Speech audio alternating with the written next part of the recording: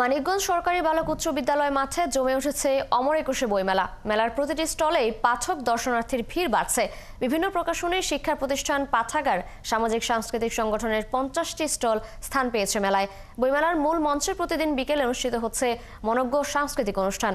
মনিরুল ইসলাম মিহিরের তথ্য ছবিতে প্রতিবেদন।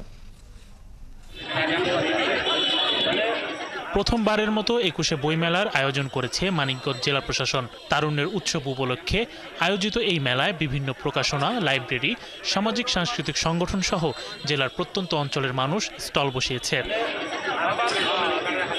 প্রতিদিন বিকেল 3টা থেকে রাত 8টা পর্যন্ত চলে বইমেলা। বিকেল গড়াতেই বইপ্রেমীদের ভিড় বেড়ে যায় স্টলগুলোতে। মেলায় শিশুদের বিভিন্ন বইয়ের পাশাপাশি বিক্রি হচ্ছে গল্প ও কবিতার বই।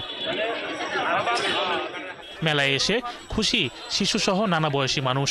প্রতি বছর এমন আয়োজনের দাবি জানান তারা। বই মেলাটা হলো শিশুদের জন্য একটা আনন্দের জায়গা। এখানে শিশুরা এসে বিভিন্ন বই নিতে পারে, বই পড়তে পারে। সবাই এখন মোবাইলের দিকে ঝুঁকছে, কাজেই এই থেকে এই উত্তরণের জন্য প্রতি বছর বইমেলা হওয়া দরকার। এবার থেকে শুরু হলো, আশা করি প্রতি বছর এই মেলাটা হবে।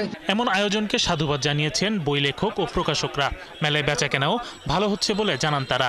সব রকমের বই ওরা এখন পড়তেছে, এই জন্য আমরা মোটামুটি সব রকমের বই রাখার চেষ্টা করছি যাতে সব পাঠকদের কাছে আমরা পৌঁছাইতে পারি। তারুণ্য আর কি, তাদেরকে আমরা বদলানোর জন্য আমরা এখানে বিশেষ কিছু আকর্ষণীয় বই নিয়ে আসছি। অনেক শিশুরাই বই কেনার জন্য আসছে, অন্তত যারা না কিনছে তারাও বইগুলো ছুঁয়ে দেখছে, এটাই একটা আনন্দের একটা বিষয়। এখানে আমাদের বাচ্চাদের শুরু করে বড়দের, এবং এখানে জীবনী আছে, রাজনৈতিক বই আছে।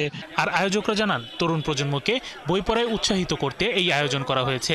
আমাদের বই মেলা এবং দেয়াল পত্রিকা উৎসব, এটা আমাদের তরুণ প্রজন্মকে একটি মেধা ও মননশীল প্রজন্ম হিসেবে গড়ে তোলার জন্য এই আয়োজনটা আমাদের। 13 ফেব্রুয়ারি থেকে শুরু হওয়া এই বইমেলা চলবে আগামী 21শে ফেব্রুয়ারি পর্যন্ত।